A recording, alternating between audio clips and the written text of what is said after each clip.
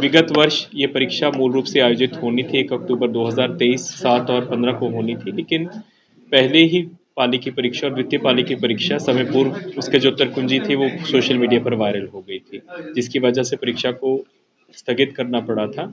उसके बाद जो कांड का अनुसंधान 76 केसेस टोटल हुए थे पूरे राज्य भर में, जिसका सभी का अनुसंधान आर्थिक अपराध इकाई के द्वारा किया गया है और किया जा रहा है।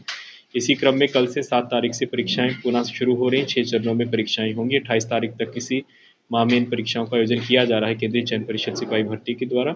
और ये अभी तक राज्य की सबसे बड़ी रिक्रूटमेंट है पुलिस फोर्स की। लगभग 22,000 इसमें हमारी वैकेंसीज हैं और लगभग 18 लाख कैंडिडेट्स हैं। तो इसमें बहुत से साइबर फ्रॉडस्टर्स हैं, बहुत से ऐसे पुराने प्रोफेशनल गिरोह हैं जिनके ऊपर हम लोग नज़र रखे हुए हैं। कुछ हम लोगों को सूचनाएं जो हम लोगों ने नंबर और ईमेल आईडी सार्वजनिक किए हैं, पता चल रहा है कि अभ्यर्थियों को कांटेक्ट कर रहे हैं कि हम आप लोगों को उत्तरकुंजी उपलब्ध करवा देंगे या प्रश्न पत्र उपलब्ध करवा देंगे, आप इतना पैसा हम लोगों को ट्रांसफ़र कर दीजिए।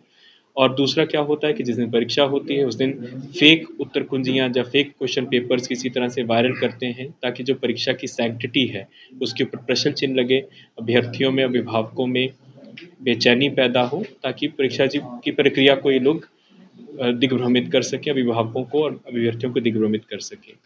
तो इस सब को नज़र में रखते हुए आर्थिक अपराध इकाई पहले से सक्रिय हो गई है। हम लोगों ने 3 दिनों से लगातार हम लोगों ने एक स्पेशल ड्राइव कराई है। इस क्रम में जो पूर्व में परीक्षा लीक में शामिल अपराधी हैं, चाहे वो भागे हुए हैं या फिर अभी बेल पे हैं, उनका सत्यापन किया गया है और जो भागे हुए हैं उनके घरों पे छापामारी की गई है। इसी क्रम में 3 मेजर जो अभियुक्त थे बीपीएससी के और सीएसपीसी के, उनको वैशाली से, पटना से और नालंदा से स्थानीय पुलिस के सहयोग से गिरफ्तार किया गया है। कल रात की ही उपलब्धि है हम लोगों की।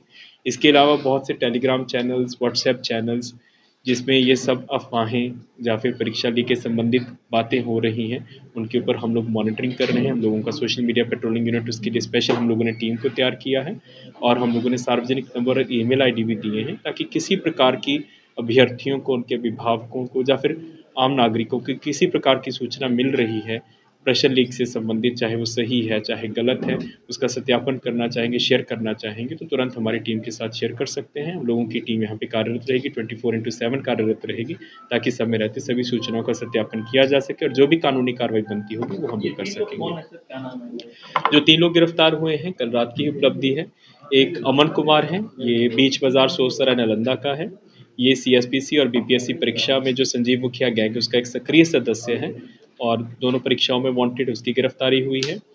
एक वैशाली के बिदुपुर से सुचिंदर, उसकी गिरफ्तारी, सुचिंदर कुमार की गिरफ्तारी हुई है। ये बीपीएससी टीआरई परीक्षा में अभियुक्त है। और जो विशाल चरसिया गैंग है, जो कि उड़ीसा पब्लिक सर्विस कमीशन और दिल्ली सब इंस्पेक्टर सिपाही भर्तियों के मामले में पहले भी जेल जा चुका है और वर्तमान में बीपीएससी परीक्षा लीक में ब्योर जेल में है। उसका ये सक्रिय सदस्य है और बहुत इंपॉर्टेंट सदस्य, उसकी गिरफ्तारी हुई। और तीसरा करण कुमार, जो कि मूल रूप से नालंदा का रहने वाले हैं और अभी यहाँ पे मारूफगंज मालसलामी पटना में रह रहा था, उसकी गिरफ्तारी हुई है। ये सीएसपीसी जो सिपाही भर्ती की परीक्षा लीक हुई थी और बीपीएससी की जो परीक्षा लीक हुई थी, दोनों में संजीव शिव मुखिया गैंग का सक्रिय सदस्य है और जो भी फिरार चल रहा था, इसकी गिरफ्तारी कल। अब तक कुल कितने लोग गिरफ्तारी हुई है? बीपीएससी में अभी तक अगर हम लोग देखें तो लगभग 350 लोगों की गिरफ्तारी हुई है और सीएसपी की परीक्षाओं में जो हमारे पास टोटल 76 केसेस हैं, उन सभी परीक्षाओं का जितने भी 76 केसेस की टोटल गिरफ्तारी देखें तो लगभग 250 लोगों की गिरफ्तारी उसमें हुई है, अभ्यर्थियों को मिलाते हुए। बता दीजिए जो आप सभी अवगत हैं कि कल से केंद्रीय चयन परिषद सिपाही भर्ती डायरेक्टर को इसी के अकाउंट के माध्यम से पैसा भेजा गया था परीक्षा लीक करवाने के लिए। तो 3 दिनों में 3 महत्वपूर्ण और इम्पोर्टेंट जो परीक्षा लीक माफिया के सक्रिय सदस्य हैं, उनकी गिरफ्तारी हुई है और ये अभियान हम लोग इस माह पूरा चलाएंगे, क्योंकि 28 तारीख तक केंद्रीय चयन परिषद बिहार की जो सिपाही भर्ती की परीक्षाएं हैं वो 28 तारीख तक चलेगी।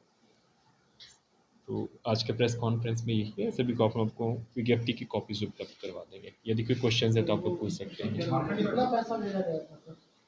इसका जो इन्होंने जो यूपीआई के माध्यम से पैसा भेजा था, पहले इन्होंने टेस्ट के रूप में 6,000 रुपया भेजा था और उसके बाद जब ये मैच्योर हो गया था, बाकी इन्होंने कैश ट्रांजैक्शन किया था, कोलकाता में जाके किया था। सबसे ज़्यादा सर जो आपने बताया 6 जिलों का है उसमें सबसे ज़्यादा पटना का ही रिपोर्टिंग सबसे ज़्यादा पटना की है, लेकिन सबसे ज़्यादा यदि आप इसमें जो हॉटस्पॉट की हम लोगों की जो मैपिंग होती है कि सबसे ज़्यादा जो कॉल्स ओरिजिनेट आज की डेट में हो रही हैं, वो नालंदा और नवादा का जो हमारा जंक्शन है, जिसमें कतरीसराय वारसिलीगंज वाला एरिया है, वहाँ से सबसे ज़्यादा वो हो रहा है, कॉल्स का ओरिजिनेट वाला हो रहा है। नवादा और नालंदा और शेखपुरा का जो ट्राई जंक्शन। झारखंड के जामताड़ा जितना नालंदा हाँ, ये एक जो I4C के द्वारा जो साइबर हॉटस्पॉट्स आइडेंटिफाई किए गए तो बिहार में इसको सबसे बड़ा हॉटस्पॉट माना सर जा आपने रहा है। बताया कि अभी रिसेंटली 3 अरेस्टिंग हुई है। इन तीनों अरेस्टिंग पे की कार्रवाई जो है पेपर लीक अमेंडमेंट एक्ट के बाद के तरीके से होगी या पहले? नहीं, इनके क्योंकि इनका जो केस हुआ है वो पुराने एक्ट के नीचे है, तो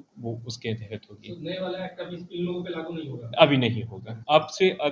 अब से जो केस होगा, क्योंकि इसका अभी जो सेशन हुआ था उसी में ही पारित हुआ है, तो अब जो केसेस होंगे वो नए एक्ट के नीचे दर्ज होंगे। ये तीनों जो है दोनों सिपाही पेपर लीक और बीपीएससी तीनों दोनों में इन्वॉल्व इनमें से जो 2 हैं, अमन कुमार और करण कुमार, वो दोनों में इन्वॉल्व्ड हैं और जो सुचिंदर कुमार है वो भी बीपीएससी में इन्वॉल्व्ड है। एफआईआर होंगे वो सर उसपे नए वाले के ऊपर।